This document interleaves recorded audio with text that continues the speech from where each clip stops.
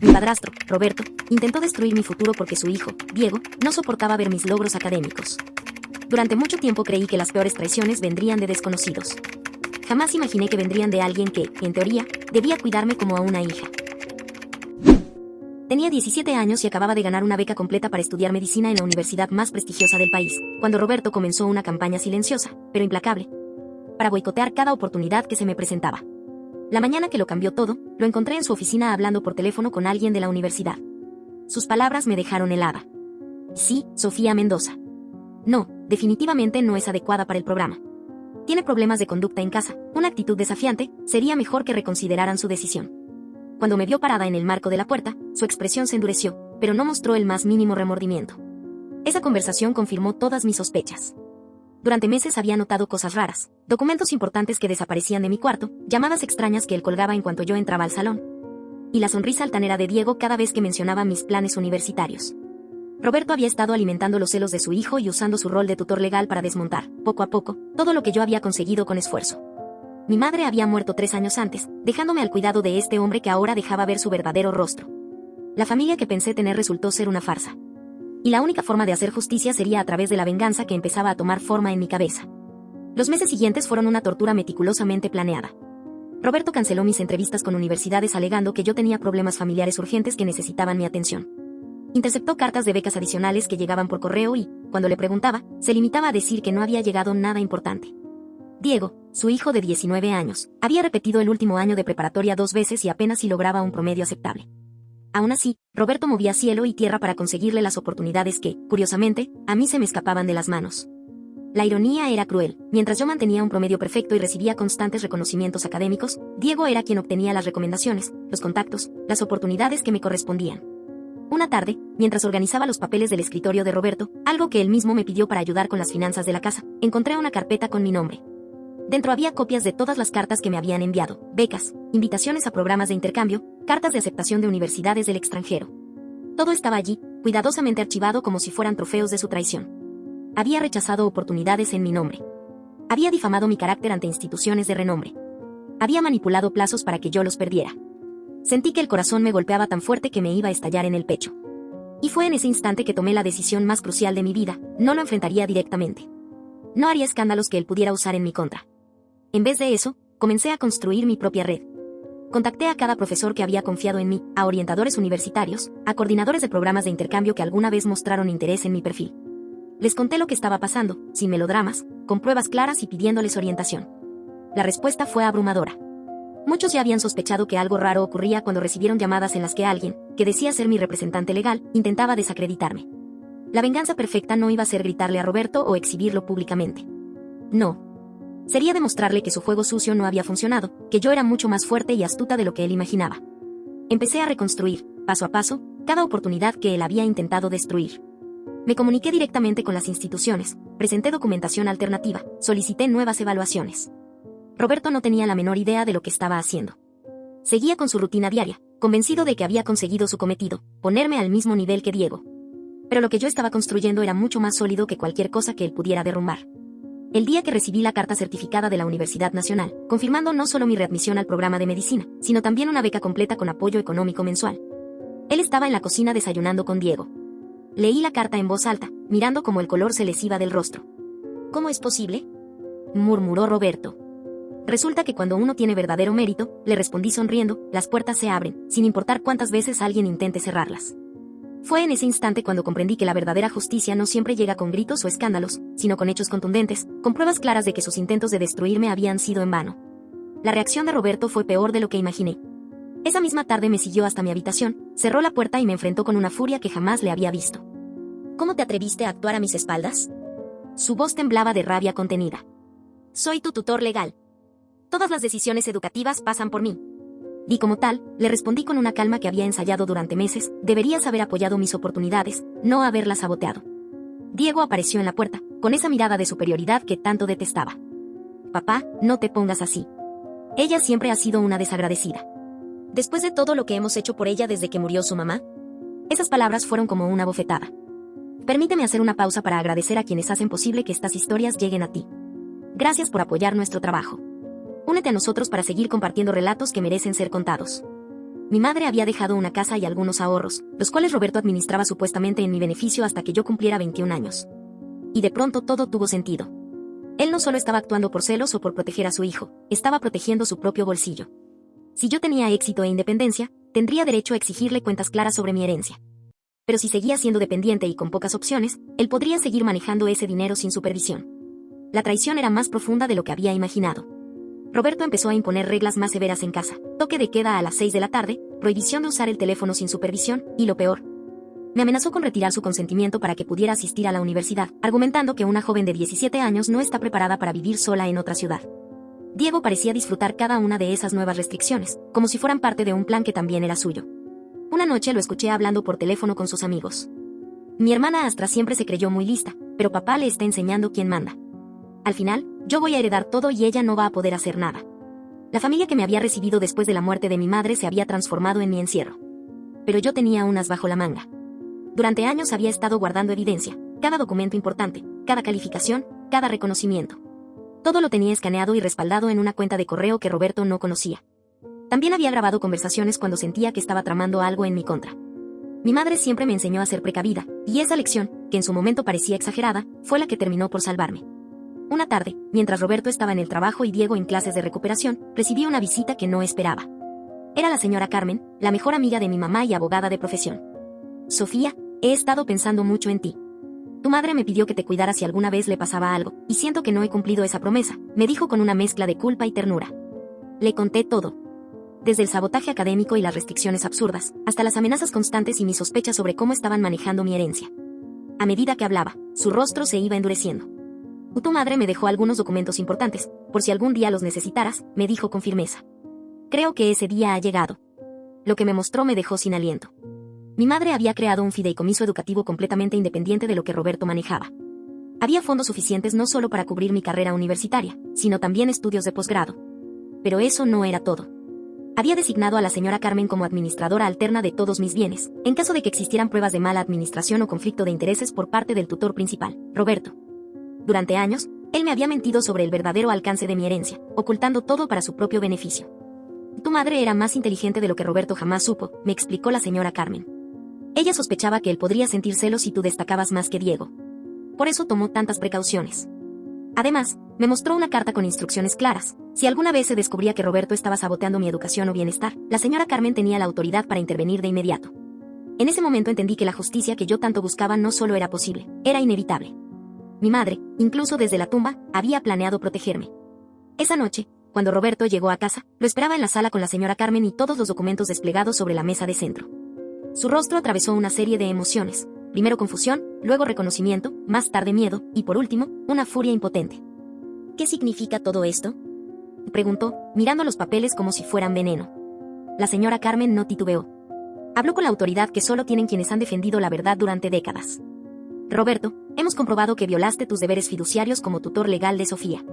Eso constituye una infracción grave de los términos establecidos por su madre. Diego bajó las escaleras, confundido por la tensión que se sentía en el ambiente. Papá, ¿qué está pasando? Roberto lo ignoró por completo. No podía apartar la vista de los documentos que desenmascaraban años de mentiras. Y Carmen, esto es un malentendido, balbuceó, pero su tono carecía de firmeza. No hay ningún malentendido, respondió ella, tajante. Tenemos grabaciones donde admites haber saboteado sus oportunidades. Tenemos copias de cartas interceptadas y testimonios de instituciones que confirman haber recibido llamadas para desacreditarla, usando tu nombre. En cuestión de minutos, el poder cambió de manos. El mismo hombre que había controlado cada aspecto de mi vida ahora debía enfrentar las consecuencias de sus actos. Y aunque verlo asustado tenía cierto impacto, lo que realmente me dio satisfacción fue la expresión de Diego al darse cuenta de que el favoritismo del que siempre había gozado estaba a punto de terminar. La venganza perfecta no requería gritar ni montar escenas. Solo necesitaba una cosa, que la verdad saliera a la luz. Y la verdad tiene un poder arrasador. La semana siguiente fue un torbellino. Emocionalmente estaba entre la euforia y el agotamiento. La señora Carmen inició los trámites legales para transferirme oficialmente la administración de mis bienes. Mientras tanto, Roberto intentaba desesperadamente detener el daño. Sus estrategias cambiaron. Pasó de la manipulación al ruego directo. Sofía, por favor, piénsalo bien. Somos familia. Sí, cometimos errores, pero podemos arreglarlo. Después de todo lo que había vivido, esas palabras me sonaban vacías, sin ningún peso. La sorpresa fue Diego. Una noche me encontró en la cocina mientras preparaba un café antes de estudiar. Y siempre supe que eras más inteligente que yo, dijo sin mirarme. Papá me decía que no era justo que tú tuvieras todas las oportunidades. Pero ahora entiendo que no era eso. Era que él no soportaba que tú fueras mejor. Por primera vez en años, vi a Diego como lo que realmente era, un chico inseguro, moldeado por la envidia de su padre. Las consecuencias de lo que habíamos descubierto no se limitaron a nuestra casa. Roberto trabajaba en una firma de contabilidad, y su reputación era clave para conservar a sus clientes. Cuando la señora Carmen presentó la documentación de su mala gestión, la noticia llegó hasta sus superiores. Una mala administración de fondos, aunque fuera en lo personal, era suficiente para poner en duda su integridad profesional. Lo vi regresar cada día con el rostro más derrotado, sabiendo que su carrera también se desmoronaba por haber intentado destruir la mía. Mi proceso de independencia fue más difícil de lo que había imaginado. Por primera vez en mucho tiempo, tenía el control total sobre mis decisiones, pero también la responsabilidad completa de construir mi camino. La señora Carmen me ayudó con todo: abrir mi propia cuenta bancaria, organizar mis papeles académicos y planificar la mudanza a la ciudad universitaria. Tu madre estaría tan orgullosa, me dijo una tarde mientras revisábamos juntas el presupuesto. No solo por tus logros académicos, sino por la manera en que has manejado todo esto. Con dignidad, inteligencia y entereza. El día que recibí la confirmación definitiva de mi beca completa y el lugar asignado en la residencia universitaria, Roberto hizo su último intento desesperado por retener el control. Entró a mi habitación sin tocar. Al ver mis maletas casi listas, su rostro se tensó. No puedes irte así, dijo, mezclando una falsa autoridad con un miedo que no lograba disimular. Aún eres menor de edad. Necesitas mi permiso. Con toda la calma del mundo, saqué los documentos que me habían entregado esa misma mañana. La señora Carmen había conseguido una orden judicial temporal que me otorgaba emancipación legal limitada para fines educativos. Basada en la evidencia de su mala administración y el sabotaje sistemático a mi educación, el juez había dado luz verde para que yo pudiera tomar decisiones por mí misma. Irónicamente, la justicia que tanto había esperado no se sintió como lo imaginé. No hubo placer vengativo. Solo una sensación de alivio, mezclada con una tristeza silenciosa por todo lo que pudo haber sido diferente. Roberto se dejó caer en una silla, por primera vez enfrentando las consecuencias reales de años enteros movidos por el control y la envidia. Pensé que estaba protegiendo a Diego, murmuró, sin mirarme. Creí que si tú tenías menos oportunidades, él podría brillar. Le respondí con una serenidad que me sorprendió a mí misma. El éxito no es un recurso limitado, Roberto. Ayudarme a crecer no le habría quitado nada a Diego. Esa última noche en la casa la pasé organizando mis cosas, pero también recordando. Reviví cada manipulación, cada limitación impuesta como si fuera por mi bien. En el fondo de un cajón, encontré una caja que él nunca había visto. Dentro, estaban cartas que mi madre me había escrito para diferentes momentos de mi vida. Una de ellas tenía escrito: para cuando enfrentes tu mayor desafío. La abrí con manos temblorosas. Sus palabras fueron como un abrazo desde el otro lado. Hija mía, si estás leyendo esto, es porque has encontrado la fuerza para enfrentar algo difícil. Recuerda que la verdadera venganza no es hacer daño a quienes te hicieron daño, sino construir una vida tan plena que sus actos ya no tengan poder sobre ti. La mañana de mi partida, Diego me ayudó a cargar mis maletas al taxi que me llevaría a la estación. Fue un gesto pequeño, pero significativo. Voy a intentar ser mejor, me dijo, evitando mi mirada. Papá va a necesitar ayuda para pagar las cuentas legales y reconstruir su reputación. Tal vez ya es hora de que yo también tome responsabilidad por mis decisiones. Roberto nunca salió de su habitación. No hubo abrazos de despedida ni reconciliaciones de película. Solo la salida inevitable de una historia que ya había durado demasiado. 3 años después, cuando ya estaba por graduarme con honores de la carrera de medicina, recibí una llamada que no esperaba. Era Diego, y su voz sonaba distinta. Más madura. Pero también desesperada. Sofía, necesito hablar contigo. Es sobre papá. Mi primer impulso fue desconfiar. Después de todo lo que había pasado, cualquier contacto con ellos me ponía a la defensiva. Pero algo en su tono me hizo escucharlo. Está muy enfermo. Los médicos dicen que necesita una cirugía urgente y costosa. Su seguro no la cubre completamente, y lo despidieron hace 2 años. La ironía era brutal. Roberto, que había hecho todo lo posible por sabotear mi camino como médica, ahora necesitaba precisamente eso: ayuda médica para sobrevivir. Diego me explicó que, tras mi partida, la reputación de Roberto fue cayendo en picada. Algunos clientes se enteraron de sus problemas legales conmigo y comenzaron a desconfiar.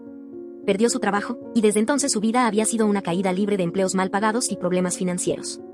Sé que no tengo derecho a pedirte nada, me dijo Diego, con voz rota, pero eres la única que conocemos con contactos en el ámbito médico. Los doctores creen que, sin la cirugía, le quedan tal vez 6 meses. Colgué sin darle una respuesta. Pasé varios días debatiéndome entre emociones opuestas. Por un lado, sentía que esto era una especie de justicia divina. Roberto, enfrentando las consecuencias cuando más vulnerable estaba. Pero por otro, la parte de mí que fue criada por una mujer íntegra, generosa y compasiva, sabía que tenía que ser mejor persona de lo que él fue conmigo. Finalmente, decidí visitar el hospital. Cuando entré a su habitación, me costó reconocerlo. Aquel hombre que una vez había controlado cada aspecto de mi vida, ahora yacía débil, demacrado, perdido en una cama de hospital. Sus ojos se llenaron de lágrimas al verme. Sofía, no pensé que vendrías, susurró. Diego estaba junto a la cama, agotado por semanas de cuidar de él. Se notaba que el peso de todo lo que había pasado también lo había alcanzado. Y así, la imagen de la venganza que alguna vez había imaginado, se esfumó. Porque en esa habitación no había un villano que merecía castigo. Solo un hombre roto y un hijo que intentaba, quizás por primera vez, hacer lo correcto. Hablé con los médicos y revisé el expediente clínico de Roberto. La cirugía que necesitaba era compleja, sí, pero también viable. Yo conocía a uno de los mejores especialistas en ese tipo de procedimiento. Durante todos esos años de esfuerzo y estudio, había construido una reputación que ahora me abría puertas que jamás imaginé. Bastaba una sola llamada para que Roberto fuera atendido por el mejor equipo quirúrgico del país. La verdadera pregunta no era si podía ayudarlo, sino si quería hacerlo. Roberto me pidió que me acercara a su cama. Su voz, apagada, rompía el silencio. Sé que no tengo derecho a pedirte perdón después de todo lo que te hice, murmuró. Pero necesitas saber que, desde el día que te fuiste, no ha pasado una noche sin que me arrepienta de mis decisiones. Tu éxito no le quitaba nada a Diego, y mis celos, mi miedo, casi destruyen el futuro de la persona más talentosa que he conocido. Sus palabras sonaban sinceras. Pero también llegaban demasiado tarde. No estoy pidiendo perdón, continuó, casi suplicando. Solo estoy reconociendo la verdad que nunca quise admitir, siempre fuiste excepcional. Y yo traté de apagarte porque me recordabas todo lo que Diego y yo nunca fuimos. Durante años lo vi como el villano absoluto de mi historia. Pero, al escucharlo, comencé a verlo distinto. Ya no era el hombre que me controlaba. Era solo alguien roto. Alguien que había tomado decisiones horribles, impulsado por sus propias inseguridades. Eso no justificaba nada. Pero me hizo comprender que el castigo ya le había llegado, en formas que yo nunca habría imaginado. Su secreto, su vergüenza, su sabotaje, le habían arrebatado su carrera, su reputación, su estabilidad. Y ahora, su vida dependía de la compasión de la persona a quien más había dañado. Sin decir palabra, tomé mi teléfono y marqué el número del doctor Hernández, el cirujano cardiovascular más respetado del hospital universitario donde hice mi residencia. Doctor, soy Sofía Mendoza. Tengo un caso que me gustaría discutir con usted. Diego levantó la mirada. Tenía una mezcla de esperanza y asombro en los ojos. Roberto cerró los suyos, como si no pudiera soportar la idea de tener una oportunidad que no merecía. Pero la decisión que estaba tomando no era por él. Era por la persona que mi madre me enseñó a ser. La cirugía fue un éxito. El doctor Hernández aceptó realizar el procedimiento como un favor personal hacia mí, confiando en mi historial académico y profesional. Durante las 8 horas que duró la operación, me quedé con Diego en la sala de espera. No por deber familiar, sino porque había decidido cerrar esta historia de la manera correcta. La venganza más poderosa no era verlo sufrir. Era demostrarle que yo había elegido ser mejor persona de lo que él fue conmigo. Cuando Roberto despertó de la anestesia, sus primeras palabras fueron para Diego. ¿Sofía sigue aquí? Cuando le dije que sí, comenzó a llorar. Nunca lo había visto llorar así. No merezco tu ayuda, me dijo, con una honestidad desarmante. Durante años intenté destruir tu camino, porque no podía soportar que fueras todo lo que Diego no era. Y ahora, tú me has salvado la vida. Le respondí con una claridad que solo el tiempo me había dado. No lo hice por ti, Roberto. Lo hice por la persona que mi madre me enseñó a ser. Ella me habría dicho que ayudar a alguien enfermo es lo correcto, sin importar la historia que nos una. Diego había cambiado mucho en esos años. Terminó una carrera técnica en administración y había trabajado medio tiempo para sostener a la familia, mientras cuidaba a su padre. Sofía, me dijo mientras salíamos del hospital, después de que confirmaran que Roberto se encontraba fuera de peligro. Quiero que sepas que estos años me enseñaron mucho sobre responsabilidad. Papá se equivocó contigo, pero yo también fallé. Lo permití y hasta lo disfruté. Sus palabras me sorprendieron. Pero su honestidad se sentía como un aire fresco, después de tantos años de dinámicas familiares tóxicas. Semanas después, cuando Roberto ya se recuperaba en casa, recibí una carta inesperada. Era de la señora Carmen. Había seguido de cerca mi camino académico durante todos estos años, como si, en silencio, velara por mí. Querida Sofía, comenzaba la carta. Tu madre dejó una última carta para ti. Pidió que te la entregara el día de tu graduación universitaria. Después de ver cómo manejaste la situación con Roberto, estoy segura de que ya estás lista para recibirla. La carta de mi madre me hizo llorar apenas empecé a leerla. Si estás leyendo esto, decía, significa que has logrado todo lo que siempre supe que lograrías. Pero más importante aún, espero que hayas comprendido que la verdadera justicia no se encuentra en castigar a quienes nos han hecho daño, sino en construir algo hermoso a pesar de ese daño. El día de mi graduación, Diego y Roberto se presentaron en la ceremonia. Roberto, aún en recuperación, llegó apoyado en un bastón, pero había insistido en estar presente. Cuando anunciaron mi nombre como la graduada con las más altas distinciones académicas de mi generación, los vi a ambos aplaudir desde las gradas. Diego tenía los ojos llenos de lágrimas. Roberto, en cambio, Parecía luchar internamente con una mezcla de orgullo, remordimiento y algo que no supe identificar del todo. Después de la ceremonia, se acercaron a felicitarme. Sofía, dijo Roberto. No tengo derecho a sentirme orgulloso, porque intenté evitar que llegaras hasta aquí. Pero quiero que sepas que eres extraordinaria. Durante años, esa familia me había traicionado y subestimado. Ahora me reconocían. Pero, para ese momento, su reconocimiento ya no era necesario. Ya no lo necesitaba. Había construido mi propia red de apoyo. Había alcanzado mis metas, a pesar de todos los obstáculos que me pusieron.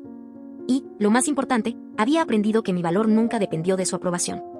La verdadera victoria no fue verlos arrepentidos. Fue demostrar, con hechos, que todos sus intentos por limitarme habían fracasado. Mi mayor secreto había sido mantener siempre la fe en mí misma, incluso cuando aquellos que debieron cuidarme y alentarme, intentaron destruirme. Antes de despedirse, Diego me entregó un sobre. Dentro había un cheque, acompañado de unas palabras sinceras. Que este es todo el dinero que recibí durante años como apoyo educativo, dinero que, en realidad, venía de tu herencia. Lo recuperé de mis cuentas personales. No es todo, lo sé. Pero es lo que pude devolver. Sé que nunca será suficiente para compensar lo que papá te quitó, pero quiero que sepas que reconozco lo que pasó. Su gesto fue inesperado y profundamente significativo. Una disculpa tangible, años después de tanto silencio y favoritismo injusto. Esa noche, mientras organizaba mis cosas para mudarme a la ciudad donde comenzaría mi residencia médica, pensé en todo lo que había vivido. Lo que en su momento fue traición y sabotaje, terminó siendo, sin saberlo, el impulso que me volvió más fuerte, más decidida, más independiente. El intento de Roberto por destruir mi futuro había fracasado de forma tan rotunda, que irónicamente, terminé teniendo más éxito del que quizá habría alcanzado si nunca se hubiese metido en mi camino. La justicia no llegó como un castigo divino. Llegó como una consecuencia natural de mis elecciones, de mi esfuerzo, de no rendirme. Han pasado 5 años desde aquel día. Hoy trabajo como cirujana en el mismo hospital donde alguna vez ayudé a salvar la vida de Roberto. Mi carrera ha florecido de maneras que jamás habría imaginado en aquellos años difíciles de adolescencia. Soy la jefa de residentes más joven en la historia del hospital. Y, el mes pasado, recibí una beca nacional para especializarme en neurocirugía en Europa. La venganza que alguna vez planeé contra Roberto se transformó en algo mucho más poderoso, una vida plena, que demuestra que todos sus intentos por limitarme fueron inútiles. Diego y yo mantenemos una relación cordial, aunque distante. Ahora administra una pequeña empresa de contabilidad y ha logrado una estabilidad financiera por méritos propios. De vez en cuando me escribe correos contándome sobre sus avances profesionales, y puedo notar que, finalmente, ha encontrado su propio camino sin necesidad de compararse conmigo.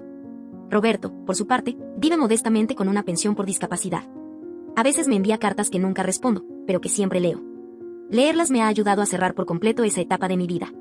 La lección más valiosa que me dejó todo esto es que la traición de quienes deberían protegernos puede ser devastadora, pero no definitiva. Durante años creí que el daño que Roberto me causó marcaría mi destino. Pero, en realidad, me enseñó a confiar más en mí misma que en las opiniones o decisiones ajenas. Su intento de sabotaje me obligó a desarrollar una fuerza interior, una determinación y una resiliencia que probablemente no habría descubierto si hubiera crecido en una familia verdaderamente solidaria. Con el dinero que Diego me devolvió, establecí una beca educativa en nombre de mi madre. Está dirigida a estudiantes que, como yo en su momento, enfrentan obstáculos familiares para continuar sus estudios. Cada año, 3 jóvenes reciben apoyo financiero y mentoría para poder superar historias similares a la mía. Escuchar sus experiencias me ha hecho comprender que lo que viví, aunque doloroso, no fue único. Muchos chicos sufren sabotaje familiar disfrazado de amor, motivado por celos, inseguridad o necesidad de control por parte de los adultos que deberían cuidarlos. La señora Carmen sigue siendo mi mentora y mi amiga más cercana. Ahora tiene 70 años, y me ha pedido que sea la albacea de su testamento, un honor que acepté con profunda gratitud. Ella me enseñó que la justicia verdadera no siempre llega en un tribunal ni en grandes confrontaciones, sino en la persistencia silenciosa, en construir algo mejor con los restos de lo que otros trataron de destruir. Su amistad me demostró que no todos los adultos mayores de mi entorno estaban interesados en frenarme. Algunos, como ella, solo querían verme volar. Hace 2 meses, mientras revisaba casos en el hospital, una enfermera se me acercó para avisarme que un paciente en urgencias había preguntado específicamente por mí. Era Roberto. Había tenido un episodio cardíaco leve durante una consulta de rutina. Ver su rostro relajarse apenas entré a la sala me hizo comprender que, para él, yo me había convertido en un símbolo de seguridad. Alguien en quien confiaba, a pesar de todo. Coordiné su atención con el equipo de cardiología y me aseguré de que recibiera el mejor tratamiento, no por afecto ni por nostalgia, sino porque decidí convertirme en la clase de profesional que atiende a todos sin hacer distinciones. Ese es mi estándar. Antes de ser dado de alta, Roberto me agradeció con sinceridad. Pero también me lanzó una pregunta que no esperaba. ¿Alguna vez me vas a perdonar por completo? Le respondí sin rodeos, con la misma honestidad que me ha guiado todos estos años. Te perdoné hace mucho tiempo, Roberto. Pero no por ti, lo hice por mí. Perdonar no significa olvidar, ni mucho menos reconstruir lo que se rompió. Significa que decidí que lo que hiciste ya no tiene poder sobre mi felicidad. Él asintió, en silencio. Su aceptación me confirmó que también él había cambiado. Hoy, mientras escribo el último capítulo de mi tesis doctoral, puedo decir con certeza que esa familia que una vez me traicionó, sin quererlo, terminó haciéndome un favor. Su sabotaje me empujó a ser más fuerte, más independiente, más ingeniosa de lo que jamás habría sido en un entorno completamente funcional. No recomiendo el dolor que viví, pero reconozco que me forjó. Me convirtió en quien soy. Y la justicia que tanto anhelé, llegó de la forma más contundente y satisfactoria posible, a través de mi propio éxito. Indiscutible. Imparable. Mío. Si llegaste hasta aquí y te gustó, no olvides dejar tu like y suscribirte a nuestro canal. Tu apoyo nos motiva a traer más historias increíbles. Muchas gracias y que tengas un excelente día.